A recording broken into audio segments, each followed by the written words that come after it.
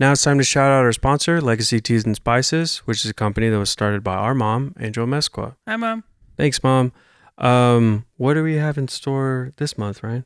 Actually, now that we're in the fall season, we have a great selection of chais, including black chai, green chai, and pumpkin spice chai. So you can head over to legacyteasandspices.com and use promo code UP20 to get 20% off your order. And in addition to that, we want to let everybody know that there's a lot of stuff going on in the world right now, and Puerto Rico, Dominican Republic have been heavily affected by Hurricane Fiona.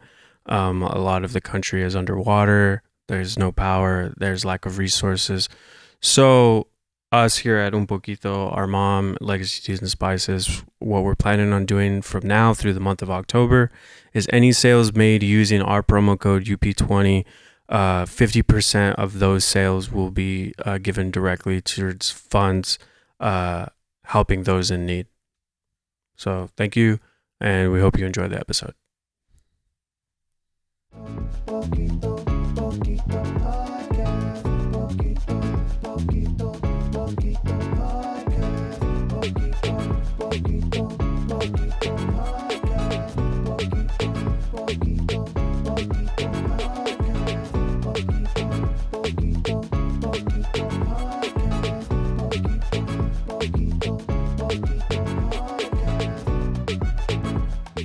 Hello, I'm Ryan Reyes, And I'm Dominic Angel. and together we're Un Poquito. Podcast. We're still figuring out how to end. Wait, do you want to do the new tagline? Oh yeah, Un Poquito, exploring our own culture little by little. You use the littlest voice for that. That's how I talk. If you're watching us on YouTube, hit the like button and subscribe and the little bell. Make sure to comment. Leave a comment. Try to watch all the way through. It helps us with stuff on YouTube. That'd be really cool. And then what else should they do for the audio listeners? If you're listening to us on Spotify, Apple Podcasts, go ahead and subscribe, follow, leave a review. 5 stars, please. 5 stars make you sexy, all right? I don't make the rules, but, I'm just here to enforce them. You can follow us on TikTok and Instagram at Un Poquito Pod. Send us an email at unpoquitopod@gmail.com. Ryan reads all of them. I read some of them.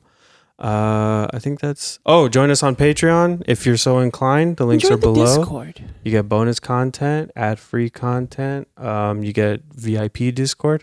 By the way, we have a free Discord if you want to join us there. It's pretty lit.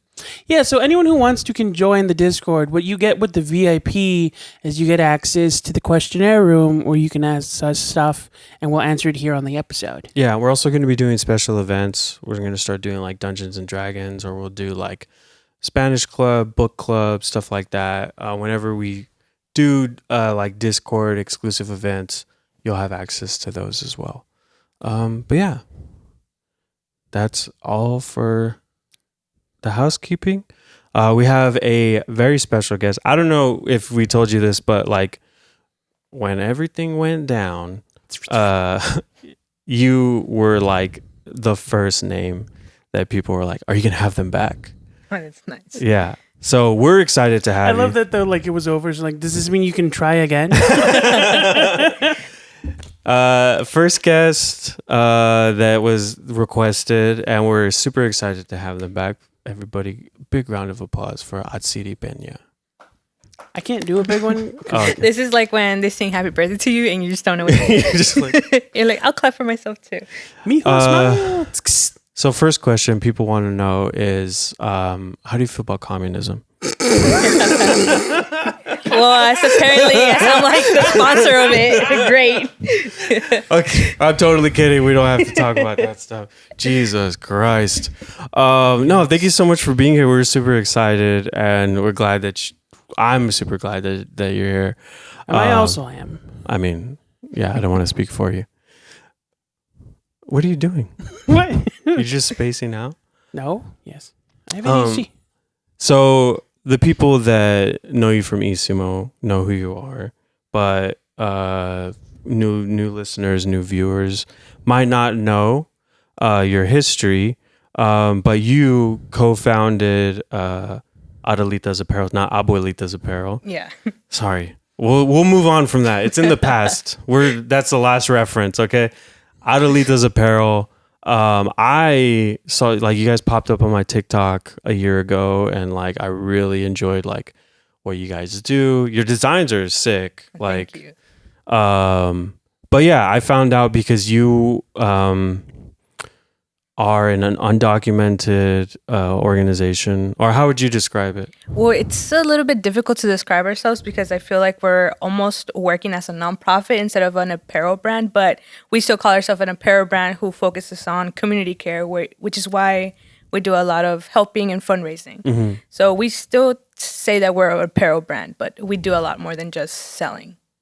Yeah, I mean, you guys do. It is a business, but yeah, you do way more than like most other companies are doing out there to like you said, what did you say? Community care. Community care. The first thing, the thing that I learned about you was that you sponsored DACA applications. So like, was that? Can you tell like for people that don't know like a little bit more about like why you decided to like start doing that? Yeah, so we started a DACA fund because when my sister and I both have DACA, so we had to one day camp outside of Chirla, which is another organization that helps fund DACAs. But it's not guaranteed. So if they think that you make too much or that you might have enough to pay for it, they won't cover your DACA. Mm-hmm. And for us, that day specifically, it was like a super rainy, cold day. We were outside from 2 a.m. till 8 a.m. Yeah, 2 a.m. till 8 a.m. And the line was like across the street, and it was in downtown LA. But even if you were in line, it was not guaranteed that you even get helped. Right. So you would have to figure out if it was worth you being on that line to get helped. And we started realizing that the resources that we have, especially because we are in LA, are not resources that are outside in other places like Texas. So we were like, hey, there's this problem that we're going through, and there's other people that do not have the same resources and are not as fortunate as we are. So we started a DACA fund because we wanted to do that and help more people that don't have the same capability as we do. Right. Did you already have Adelitas Apparel? Like, were you already a company before you got that idea? We were already for, I think, well, it's a little hazy because we started in 2017, but I wasn't actually actively putting stuff up until 2020 when I graduated and COVID happened, but we were already active. Right. And you yourselves, I feel like I said this already, but your family's undocumented. Well, how old were you when you came here? 5. 5. Yeah, I was 5. So do you have like memories of like Mexico or? Yeah, I have some. They're like also like hazy because also when you're young, and especially for me, I went through a lot of trauma even just coming here. So I think a lot of it like stayed. But I remember like my school. I remember this. We used to go to the cemetery a lot, so I remember the cemetery, my house, but not too much. I went twice to TJ and to El Paso. They were both for funerals, and that's all I remember. I didn't go to the funerals. They're sad. But you guys, I mean, you're honestly one of my favorite like social media, like TikTok. I feel like you, because before when we started the podcast, I was like brand new to all this stuff, and like you guys have like your style and your look, like kind of like your social media presence is like you know what you're doing. Who's behind like who runs that? All social media right now, it's me. My sister works a lot still, but up to right now, I'm the one who does the social media. Hell yeah! I like your all. Was it your older sisters are cops, or all older siblings are cops? I say that because a lot of people talk about the eldest sibling always being like the care of the entire family, but I always say like, oh, my sister's a cop because she's always telling on us. But it's all in like good faith and jokes. But I mean, it's also half true. Like the older siblings always telling on you. Si haces algo, le dice a tu mamá. So. How many siblings do you have? 2. So my sister's the youngest one. I'm the eldest one. I'm the middle child, and we have a brother. Oh, nice. I'm also, I don't know, it's weird because there's four of us, but I feel like I am also a middle child. It's weird because it's, how do you feel about it, Ryan? You're making faces. Well, because you're 2 years younger than Anthony, but I'm 3 years younger than you. And then I'm 3 years older than our little brother, Diego. The way that I feel about it is that excuse me.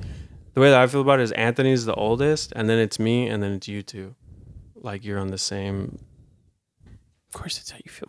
That was like the thing is we'd get grouped together because so in the grouping of like our family, it was easy to make that split because me and Dominic had like the biggest gap between us because I think our cousin's 2 years older than Anthony, right?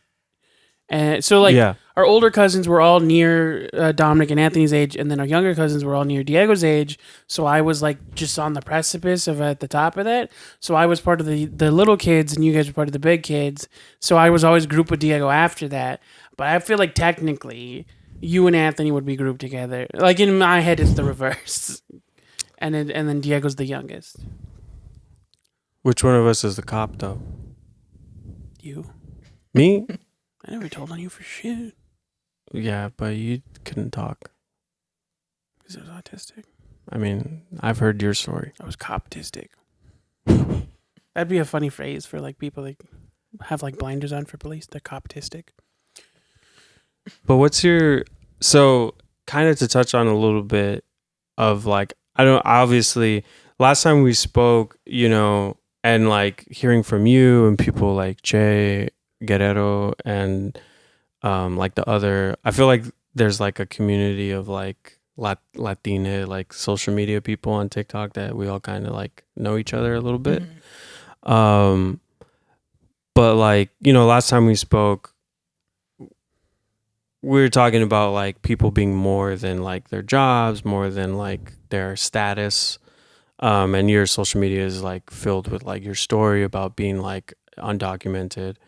Can you, it's because last time you said something very like, I like how you explained like how you described DACA. Like, can you, for the people that don't know, can you like give like a description of like what DACA is? Yeah, so we say that DACA is like a subscription to America because you have to keep paying this permission to stay here and work, and that's all you do. You work so that you could have enough money to pay for your DACA, and then you keep your DACA so you can work. So it's like a never-ending cycle of a job. So I feel like that's what DACA is, but it does give a lot of opportunities to a lot of people. Like for me, I was able to get certain scholarships. But just because it helps you doesn't mean that you can't be critical about it. And the main criticism is that even till today, we're still in a limbo where we don't know if we'll have DACA today, we'll have a DACA tomorrow. And even the other day, USCIS like did a whole mass text to everyone with DACA, like, hey, this is your update. And it was kind of weird because I think for me, what that told me was that whenever they decide that they want to deport us, it's like that easy because they could reach out to us through text. Yeah, that it's is scary. wild. Yeah, that's wild. I didn't even think about that because you do like people are like, because like I always like, whenever anything with DACA happens, like I always learn about it from you or from Che, like because he talks a lot about like his experience. My undocumented ass follow him on socials, but. Yeah, like I've seen both of you respond to people and others too, but like the idea of like people are like, why are you like, you shouldn't be starting a company, you shouldn't be like a public figure, you shouldn't be putting yourself out there.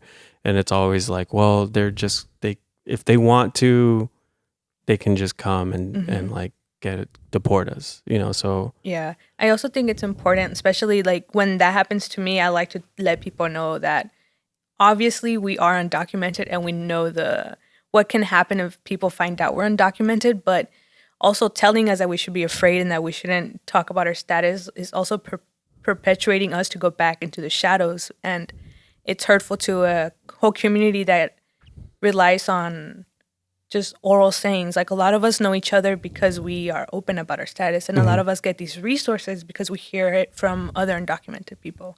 So it's hurtful also to tell people not to talk about it.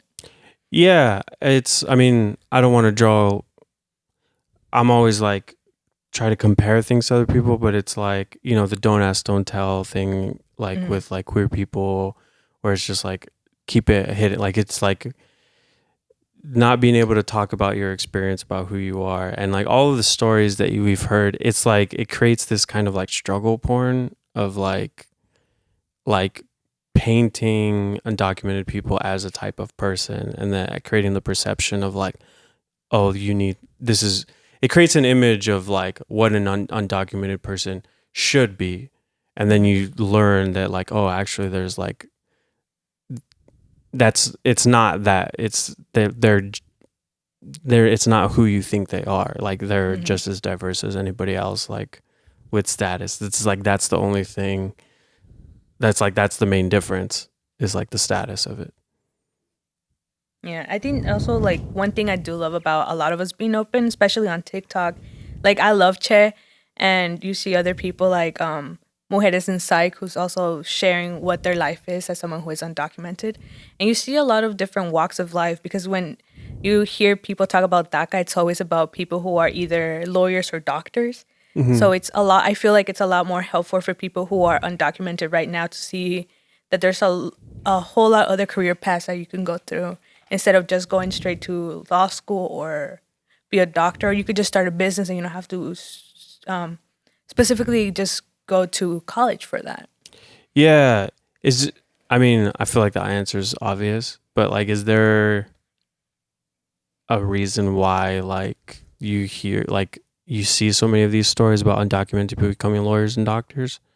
Yeah, well, I think the main reason is they want to make us see like we're the worth the immigrants, we're the good immigrants that we want, and you don't want the immigrant who's just working on like a street vendor. You'd rather have the lawyer. But the thing that we try to be super like straight up about is noticing that we're not our jobs, we are not our paychecks, and no matter what you are doing, what your status is, or if you're like if you have a criminal background, because a criminal background can really be super different. Like a crime could just be driving without a license. So we want to make sure that our community knows that regardless of all of that, you are still worth it and you're still a human being, and we shouldn't be saying who is more worth it than another.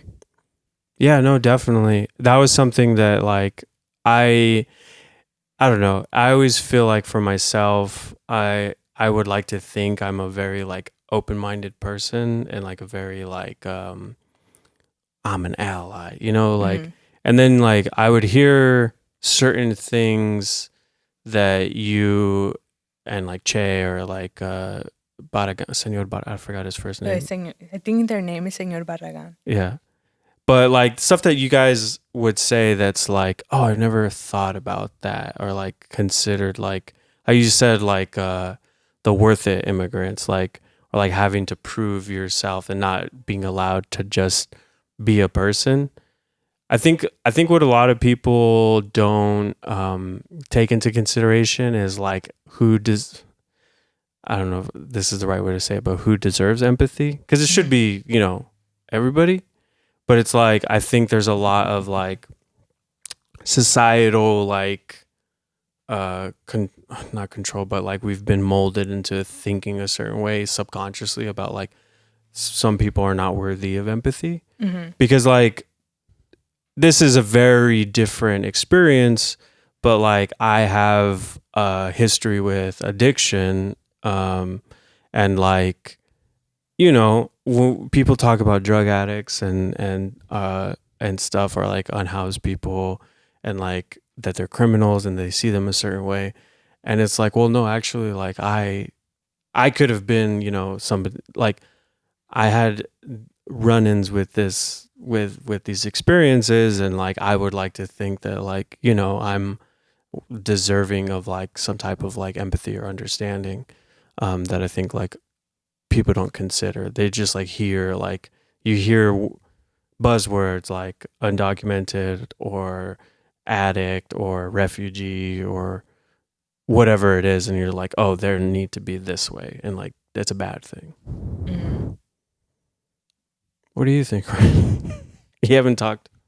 I mean, There was the part of it that was always weird to me was that how many people have a misunderstanding about like how difficult it is to actually become documented. Like they treat anyone when they find out as if they're intentionally just choosing this, like they're choosing to not have this documentation. It's like no. And then because of that, they're like thinking, well, you're taking the lazy route. Like I remember, what was his name again? I'm sorry. It was Che. Yes. I don't remember if it was a video. He made a video about it, right? Or this commenter was essentially like, well, now that you've gone through school and have like a business and everything, why can't you just go back and start over and do it the right way? And it's like, you don't know that he's not doing it the right way. It just takes a very long time. It's like intentionally difficult. Yeah. I heard a story. Well, you told us a story about somebody in your family that like. Yeah, they have papers now, but I think one thing is that everyone feels like when you have papers, you're better than somebody else. It's the same theory of like that TikTok trend that was happening where people were like, "Oh, I'm a 5 here in the U.S., but when I go to Mexico, I'm a 10 because I have papers." So I think it's just the idea that, and it's not just an idea between citizen and non-citizens. I think it's just the American idea that you're better than someone else because you're American and you're a citizen. The vibe I get from it is always like, well, why didn't you just ask permission first? And it's like, are you saying that you'd be okay with it as long as I ask permission? It's like, yeah, so then why can't you just be okay with it? And it's like, because you didn't ask me. Like, I don't know. It's a weird thing because it's like the mentality of the kid that takes the ball home when he loses. It's because like kind of what you were saying was like citizenship or like American status is like granted. Mm-hmm. It's like it's a thing to be earned and like coveted. Yeah. And like where it's just like we're just born. I was just born here. Like it's so there's so many things that like were very eye opening, especially like during our last conversation. Like things that I had not taken into consideration, and that I think things that a lot of people don't even understand. Like people think that DACA is like a junior citizenship. Like it's like it grants you like There's people who have DACA themselves who don't know that they actually don't have a status. Like I've had conversations with people who are DACA, or like when we talk about we want to do things specifically for undocumented people. There's some of our followers who even tell us like, "Hey, can I do this? I have DACA," and it's like, well, that means you're undocumented still. Like you don't have any sort of status, and I think that's also a misconception that we don't realize, and I think it also plays a part on why. Not only do we not have that much people fighting for something more than just DACA, but why other people who might be Republican might hate DACA because they think we have a status. But it's like, no, we're literally in a subscription. Right. Mm-hmm. Yeah. And then they want to get rid of it because they think like, oh, they're getting like they're getting welfare, they're getting these benefits, they're getting, and it's like, no, it's literally it's like it's a subscription. Yeah, like, it's literally you give us money and you're allowed. It's not even that it's a subscription. It's like how you said, like the only thing. I mean, I don't want to misspeak, but it was like the biggest thing that it grants you is like your ability to work in the United States. So it's like you're paying a subscription fee so that you can work. Yeah, it's almost like back home, how there's gangs who you have to pay for so that you could actually keep your own store. It's almost kind of like that. Just you pay for insurance or protection. Yeah, it's kind of like that if you really think about it. Because like if you're threatened by someone and you don't pay your fee, they'll come for you, and it's almost the same idea if you really think about it. Yeah, Sadly. And you're not even allowed. That was the biggest thing for me. I didn't know that you're not allowed to leave the country if you have DACA. Yeah, you could pay a different subscription, American Plus, and get advanced parole. But you also, when you apply for advanced parole, you have to have a reason. So you can't just go because you want to go. You have to have like a humanitarian reason to go or like school reason. And it's not guaranteeing that you'll be allowed back. Right. So like if they decide not to let you back in, you're already out, so it doesn't matter. And you still have to pay an extra fee for that, plus a lawyer fee. That's wild. And is this an incorrect, like, did I just make this up? Or is it like, because people will be like, why don't you do it the right way? Like, go back and do it the right way. But it's like, is it consider like a knock against you if you were here and then you go back and try to do it quote unquote the right way? Like, is that like they hold that against you on like a record? I have no idea. I don't want to say because I'm not sure. I know for some people with DACA, what does help is that if they didn't come the right way, quote unquote, they could take advanced parole and go back and then have a legal entry, which helps them get like fixed papers if they're able to. I see. Okay. I wanted to clarify that because I had said something like that in a previous episode. So I was like, I feel like I misspoke on there. So I wanted like clarification. That's also a thing that I understand is like a common misconception is that, so there's this statistic that like Mexicans make up the majority of undocumented immigrants living in the United States. But what people don't understand is that the amount of them that are considered like illegal undocumented is something like 15%. Like most people try to come here through, it's just taking a, you know what I mean? Like it goes back to like they're in the process of, it's just taking forever. Yeah, it takes a long time. Like both my parents were, we say pedidos, and like the people who asked for my parents who did the paperwork were their parents, but they already passed away. So it's like it takes that long that the person who's asking for you could pass away before you even get your papers. Yeah, I've heard somebody was saying a story where they got like somebody passed away and they got their denial papers like after they died, like, and they had been here for like 20 something years, like 20 plus years. Yeah, it's really sad. The entire system is just really messed up. Even like currently what's happening with DACA is that they opened it up for like momentarily and then they closed it. So a lot of people who sent in their stuff, and we have to do our biometrics so that we could prove that we don't have a criminal record. People who even got that far into the process were like not, their DACA wasn't even approved. They were like, we're holding everything. So all the money that people sent in, they didn't even get refunds. They just kept it. That's wild. That reminded me of what's that guy's name? Have you seen the show Mo on Netflix? It's a new one, right? It's a new show. It's about a Mohammed. comedian. Oh yeah. It just reminded me of that story because the stories, he's also I think he's documented now, but he was also an undocumented. His family were refugees from. Do you remember where they're from? I don't know. But so the refugees, and so after the father passes, their family has to like reapply to get citizenship, and that's like an underlining story throughout the whole season, the first season. And then on the day that he's supposed to be in court, they almost get the case thrown out because they told him the building, but they did not tell him that there was an A and B to the building number.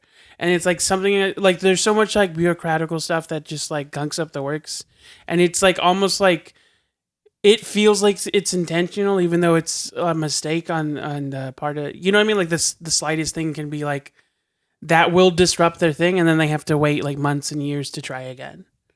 It's bonkers.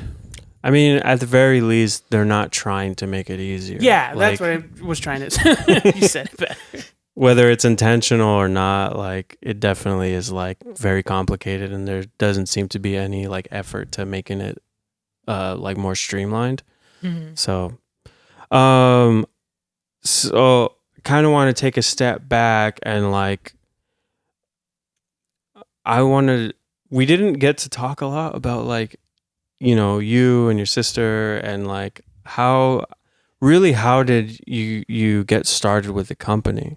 Yeah, so we started because my sister started college and she graduated and I was about to start college. So we needed funds to buy our books, money and all of that. Right. Food and all of that. Yeah. Well, I needed money too. Yeah. So we were talking to my dad about how we wanted to start a business, and my parents are all business oriented. Like my mom has her own little shop. My dad in Mexico, he had his own upholstery shop too.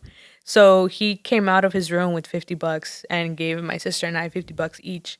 And I started selling band shirts. And then my sister was selling vintage shirts. Yeah, so I was selling like Nirvana shirts from the person that we still to this day does our screen printing. That's awesome. Yeah, and I love them. They're always really helpful with us. And I think it's also nice that they get to see what we do. And since I was really young, And up to now, it's a whole lot different situation that we're in. And I think for me, I like getting to have them see what we do now. But after that, I used to sell like to a lot of like verified accounts. And I was telling my sister, like, this is cool and all, but it doesn't really do anything for us. Like, we're sending to these cool people, but it doesn't mean anything because they're just like shirts from a whole other brand. Like, it's not us. Right. So were you selling to them, or you were just like sending it to promote your own? No, we were selling them. Like, oh, really? So yeah. you had like a what's the guy that teenager that buys shoes for DJ Khaled? Almost like that. I don't know the name of the guy, but it was almost like that. We were selling to people. My sister would sell vintage clothes to a lot of big people too. Oh, cool. And I think for me, at one point, I was selling. I don't know if you know Chicano Batman. Yeah. But his Bartle's wife used to buy from me too. Oh wow. Yeah, it's an interesting story too. I hope I get to meet Chicano Batman one day, because it's always so circular. Like, I used to sell to his wife, and then Bardo used to be my substitute teacher. No so, way. Like, yeah. So I hope that one day I get to meet him. I forgot that was a teacher. It's so weird because I've run into Bardo. He doesn't remember me, and it's fine because he's lived a life. But I was part of I was part of the photo session for one of their album covers for like I always forget the name of it. I feel so stupid. But it's like the existential rhythm, paths of existential people's. I always get it confused with Tribe Called Quest quote, or with the Tribe Called Quest album, but it has a very simple. But to describe it, if you're a Chicano Batman fan, you'll know the album cover. It's like them standing on a hill, like in a bunch of like bushes and stuff, like green, like on the side of a hill. I was like at that photo shoot. Like, I took some pictures of them and I edited some pictures for them for that shoot. And that was when they were like right about to go on tour in Japan, like their first Japanese tour. Because there was a radio. That was when like, Cholo culture and like Chicano culture started like popping in Japan. Anyway, I'm going off on a big tangent here, but it's like, it's so funny how, like in this area in LA, it's like, it's a very small circle of people doing stuff. That's so cool. I didn't know that you were doing that. Like, cause I remember we talked about you doing band shirts and stuff, but that's a whole other arena. It was cool at the point, and that's why we wanted to start a brand that was ours. Cause like I said, it's so cool to do that, but you can't really take ownership of it because it's like you're selling shirts that from other brands. It's nothing about you. So we decided that we wanted to do something that not only helped us like continue to do what we do, but also help other people. So we ended up putting all of our profits from each other's brands, and then we started Adelitas together. Nice. And so where did you come up with the name Adelitas? And that was my sister. My sister loves like vintage. And she loves the Adelitas style. So she was like, I want to name it Adelitas. And at the time I was like, sure. And now it's a lot more fitting because we do a lot of political stuff. And Adelitas were the Mexican Revolution guerrillas, women guerrillas who used to fight in the Mexican Revolution. So it just makes a lot more sense for us to be named Adelitas and be people who help other people. Wasn't Princess Leia was based off of the Adelitas? I heard that, yeah. Yeah. The hair. The hair, because they had the same like buns. A little bit of history for you. But that's really cool. No, I really like the name. I remember looking it up, and like I've outgrown some of those shirts that I bought originally. But I'm like, when I like a brand, like I always try to like, I want one of everything. Like, I try to do that. So I'm like, well, when I get going, I'm like, I got to stock up on my Adelitas. We'll send you some. Oh. Yeah, just send me what size and everything. We'll send it. Oh, hell yeah. I'm stoked. I love it. Like, because you do, when you guys started the company, you do the most of the design work, right? So I do right now, currently I do most of the design still. But currently we decided that it is better to work with other designers because it's also, as we grow, we also have, like for me, I have a lot more little jobs that I have to do, and it takes a lot of my time, and I don't get time to do the art that I used to do.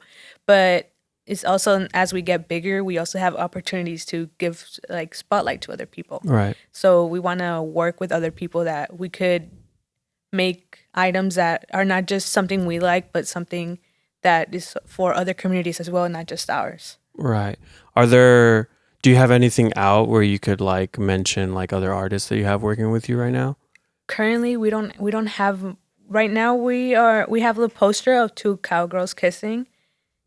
Yeah, we call it cowgirls. But it's this artist. Their name is Mermaid Pancha on Instagram, and we're working with them currently. And the other artists, I don't remember their names right now. We're still working on other new stuff. But yeah, it's gonna be really exciting, especially for me, because I really have this idea of making just a lot of other merch that it's not just us, because I feel like we focus a lot on undocumented people. Right. And there's people from all over the world who are not just Mexican who want to support us, and I want them to support us without feeling like they're overstepping a boundary by buying undocumented merch. Right. Because that was a thing, because it is a weird thing where I forgot who had a shirt.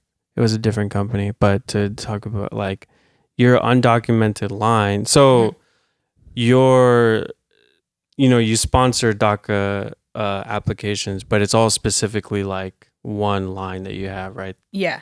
And so like is it all the revenue, or it's like all the profit, right? You make it's 100% of the profits from anything in the DACA collection goes towards DACA funds. And how many sponsorships do you do a year?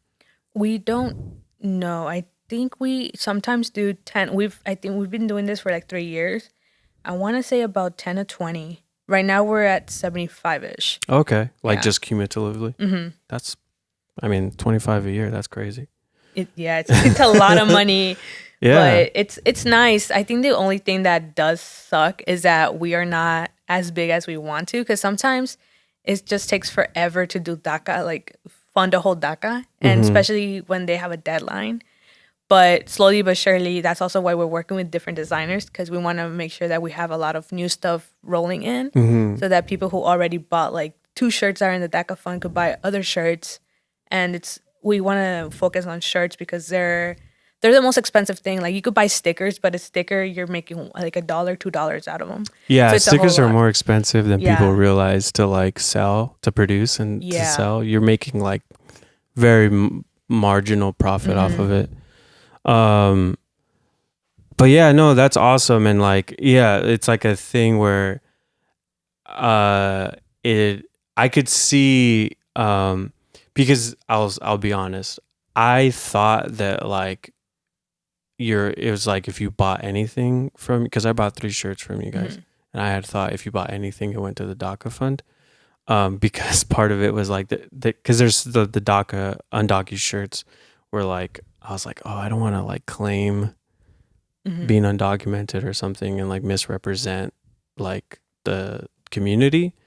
And so that's why I was like, okay, I'll get these other ones instead. But that's cool that you're like bringing in more and like opening up what is available to people to support. Yeah, we've realized that was a problem. Like I think last time I spoke to you, I told you that we were trying to fix that. So that's something that we realized was happening. And because a lot of people started to ask, and I was like, hey, if I buy this, is it okay? And I was like, wait a minute, this might be an issue. So we're still working on doing that. And hopefully by Christmas and next year, we'll have a whole lot more stuff in. You know what would be interesting? I don't want to put this out there. Like, I'll tell you how to run your business. I was just like, it would be cool. Like for me as a consumer, like something like that, I'm always like, it would be cool if I could just buy a shirt. Because I've done this before for like people that I want to support. Like I'll be like, I'll buy a shirt, I'll buy an extra shirt, and then tell the merch person, like, just give it to like the next person that wants it. Like, or like if somebody can't afford it, give it to that person. So like I would be totally down if that were like an option on the website to be like, we have a order notes section where you could just put that on the order notes. Oh, really? And we could do that, or just email us. Yeah.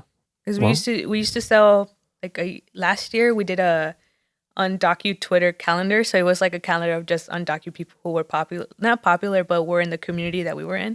And we sold a bunch of those for the DACA fund. And a lot of people who weren't undocumented were buying them and giving them out to other people through us. Oh, cool. Yeah, cool. So you could do that by just emailing us or putting in the order notes. That's good to know. Yeah, I'll definitely do that next time. I'm sorry if I'm talking too much. I'm like very excited because like I feel like a lot of what you do is a really good like ground, like it's something for me, like, how do I want to say this? It's like a blueprint of like what I would like to do with like our podcast and like promoting other people and like making a sense of community, because you don't also like you do the DACA sponsorships, you're working with certain people, you promote other people, and then one thing that you were doing for a while that I was like thought was really cool, because you were like the biggest like undocumented business, or like, is that fair to say? I don't know at this within point, a circle. Yeah, I think so.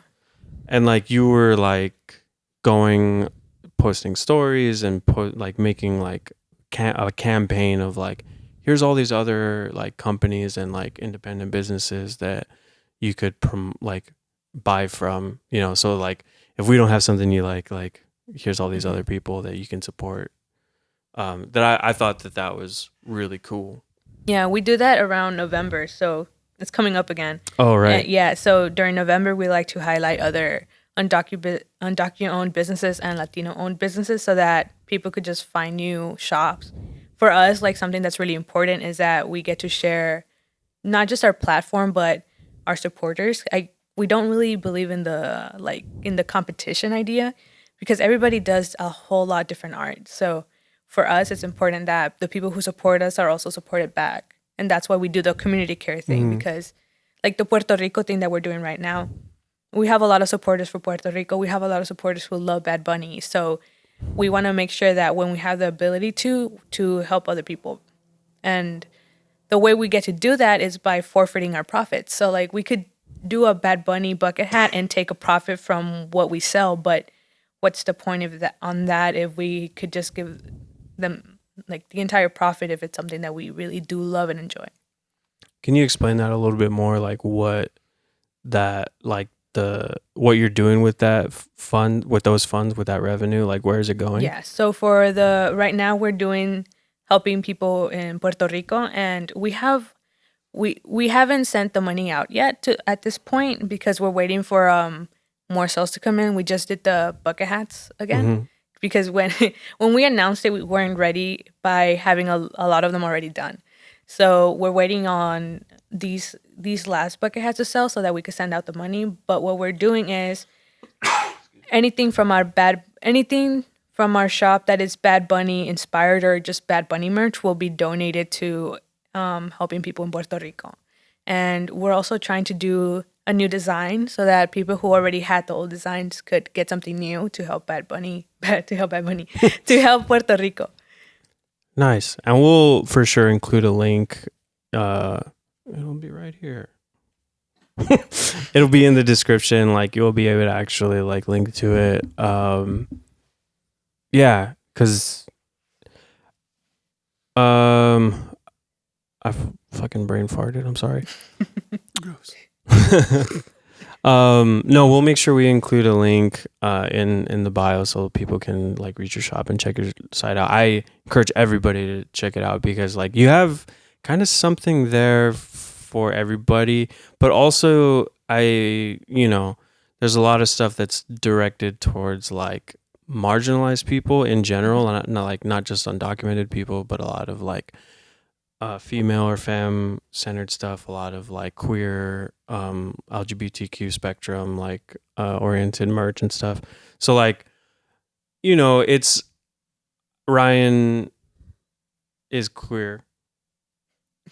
I'm always like, as a straight person, like when we do these things, we do get a group of people that feel that as hard as it is to get representation or to connect with somebody that is, Latina, in general, there's another section of that like people don't, and we hear it from our audience too, of like wanting to see more of that representation on our show, and like finding. So I'm always happy to, like, when I see it, I'm like, okay, cool, now it's something that I can share with others, and I think, for the people that watch us and that are looking for that in their in clothing, or you have amazing stickers, like your stickers.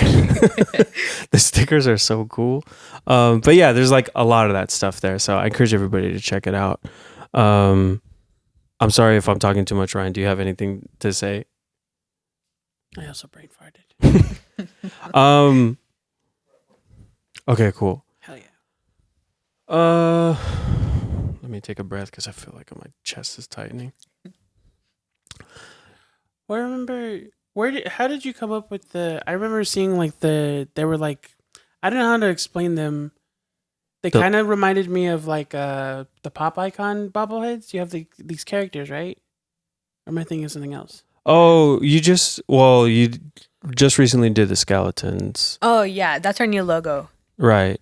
And then your other ones were kind of like what are they called? Like a chibi kind of style, like the previous logo? Yeah, those. So when we started, my friend was the one who designed our logo, just because we didn't know anyone, and my friend used to always draw during class, and we would both draw. But I would see my friend, and I remember asking them if they could draw our logo, and just recently we decided to change it because I personally felt like we were in a different spot now, and so that's a new designer that we're working with, Rocio Vasquez. Okay. Yeah. So these ones are the ones nice. the ones that we have right now, and I absolutely love it. They're a great artist too. Like they have the cutest art ever. They have a lot of skeletons a la panaderia, so it's so cute.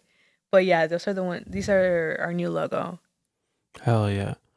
Oh damn, what was I gonna ask? I kind of want to. I don't know.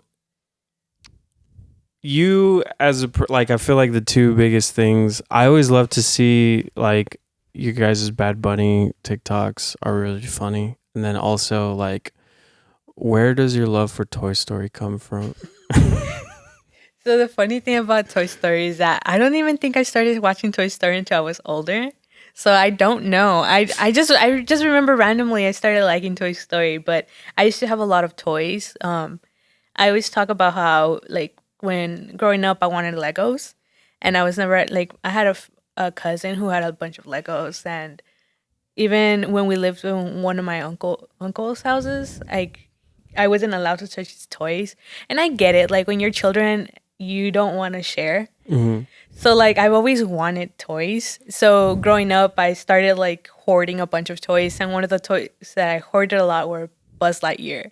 But I don't think at that time I watched Toy Story. Like, I don't remember actually watching Toy Story. I just had them, and I would just hoard them for some reason. But I started loving Toy Story after, I think the third one is the one I watched, or the third one's the one I watched that I was like, I love Toy Story. But I've always loved clouds. So it really was started with the clouds, I believe. The clouds, and then the Buzz Lightyear that I would hoard. But yeah, I don't know. I just started liking it, and I watch them all now. But yeah, I just love clouds. Like, that's my thing. I love clouds. So, like, if you go through my art too, it's like the background is just clouds for some reason. But I think it's just freeing, and I think especially because when I was little, I wanted toys so bad. I resonate with the fact that they're like walking toys and stuff like that. You get to relive a lot of that missed experience. Yeah, I mean, for me, I had a really rough childhood. So, like, even like doing things like that, I always tell, like, I think I did a video about it, how I am trying to learn how to talk more, just because when in first grade, I had a really abusive teacher. So, like, it really made talking out loud, or just talking, even if it's like right now is not weird, because it's like, sure, you'll be anxious with people. Mm-hmm. But, like, even doing TikTok just myself, it's hard because, like, I get anxious. I forget how to breathe. So, like, it's just a learning experience. But because of all of that, I feel like I lost a lot of the moments I should have had in my childhood. Mm. So I think Toy Story just like it just screams children. I think to me like childhood. So like it's to me that's something that I attach myself to. And I feel like you and your family do like a lot of these like home projects. Yeah. So you like decorated your room, painted your room to be like Andy's room. Yeah, that's my proudest thing. So my closet is the Toy Story clouds, and I have all the toys. And the cool thing about that is that people on TikTok started sending me the toys because I never. Oh, really? I didn't own them. So I didn't own any of them. I only owned the Buzz Lightyear because I hoarded them. But even those, like, I never kept them because I had to throw them out because we used to move like every other year, so they ended up getting broken. Mm. But the toys that I have now are all gifted to me by other people. Yeah, right now the last toys I got was from milk cow bags on Instagram. But yeah, I did the Toy Story clouds and best decision, worst decision ever because like I had to. I don't have a projector, so I couldn't project it, so I could just like trace it. I actually did that by hand all through it, and I had to use a ruler and like make sure they look. They're kind of wonky, but it took about 2 days to do that. Yeah, so, but I love it. I think it looks cute. So if people want to send you Toy Story memorabilia, where can they send it to? They could or how do they DM me. I don't want to say my address and dox myself. But yeah, if anybody wants to ever send me Toy Story gifts, I am always open to them. I love Toy Story. How many of the little green guys do you have? Oh, I have. So I recently got the backpack. So there's this backpack I've wanted since like 5-6 years ago. And it's a leather Toy Story backpack of the alien. Oh. But you could only get it in like Europe. And I found it on Mercari. But I've always been looking for it. And just recently I was like, okay, I'm going to try one more time. And I found it and I bought 2. Because I was like, I'm never going to find it. So I bought 2. I have a Buzz Lightyear backpack from Hype. And it looks like the Buzz Lightyear, the box it comes in. Oh, that's cool. Yeah, and it's. I think they stopped selling that one too, and I also have 2 of those.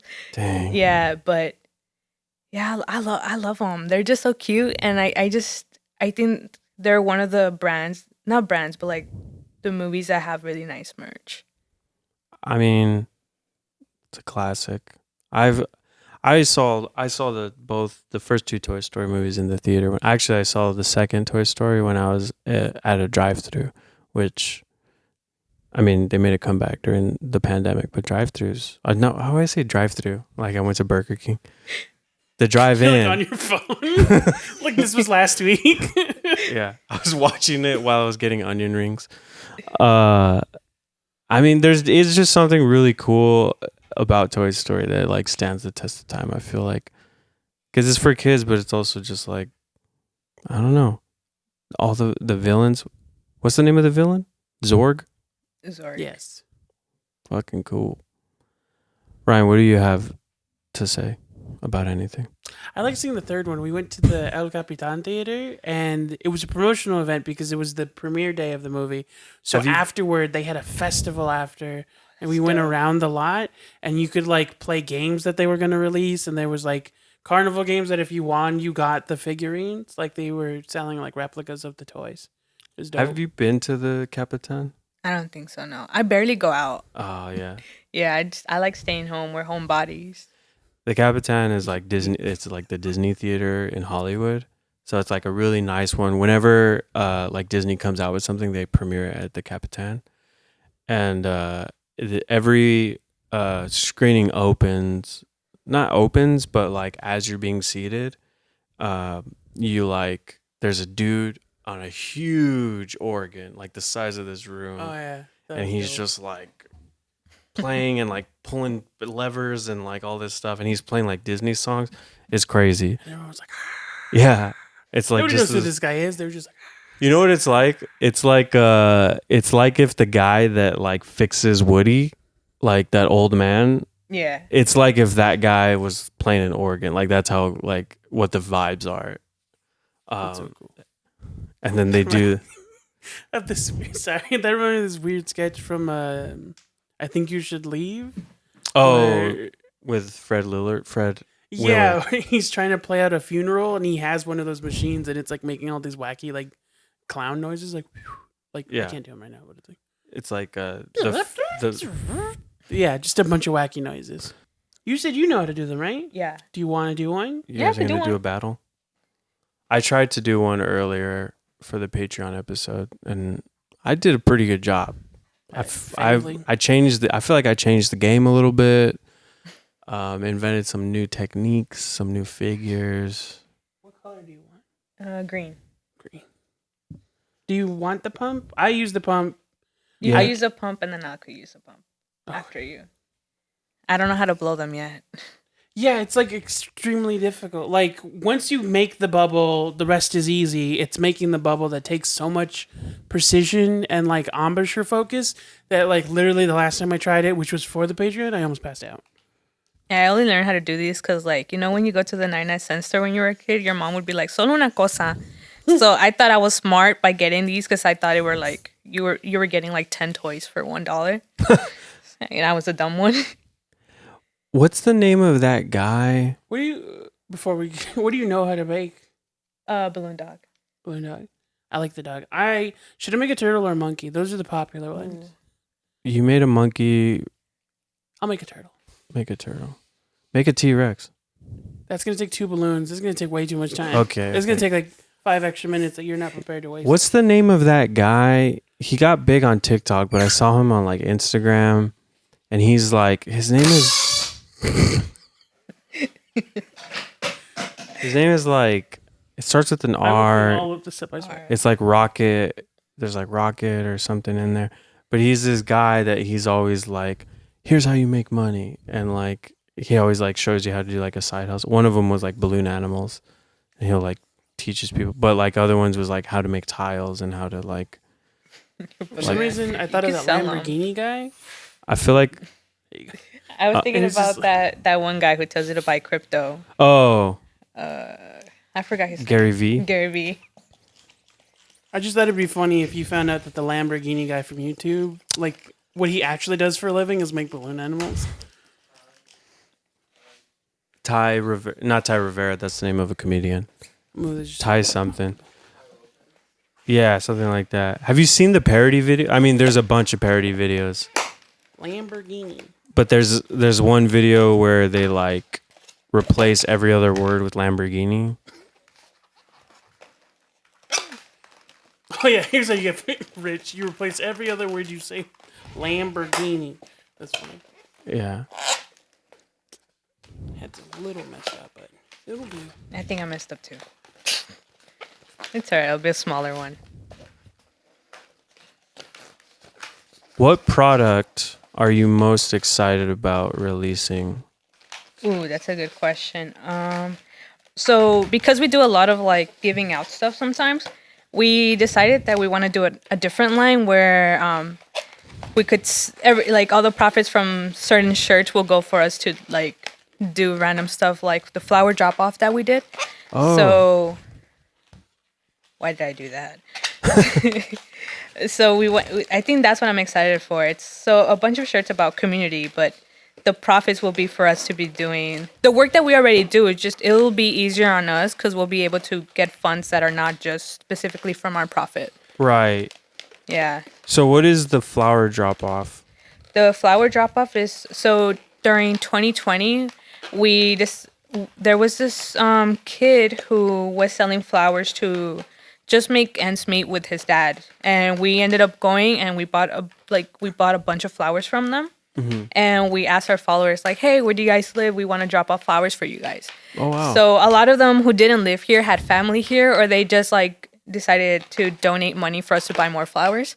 So it was for 2 days. We went all around LA and South Central LA to just deliver flowers. That's fucking cool. Yeah, it was really nice because not only did we get to meet people, but like somebody sent us to their grandma at a convalescent home, and we ended up giving to every single grandma who was outside at the moment because we felt bad. We felt bad that we were giving one grandma flowers, and so we ended up giving them all, and they were all happy. So we want to do some like more stuff like that.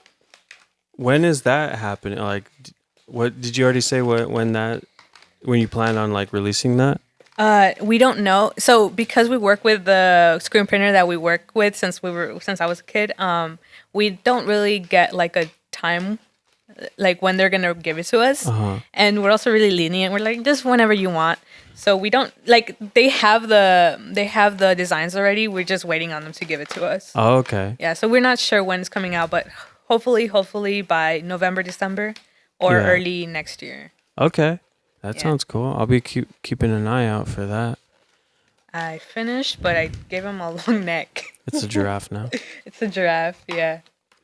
It's a giraffe. See, I put this part on the back end. This? Yeah, because I was like, yeah, I was supposed to. I don't know what happened. Oh, really? Okay. Well, in theory, actually, reverse, yeah. You just have to reverse it back. This might pop. I was distracted. You just turned it that way. Like, I was distracted when I was making it. I forgot what I was doing. Yeah, there you go. Get in there without popping. And now it's not a giraffe. There we go.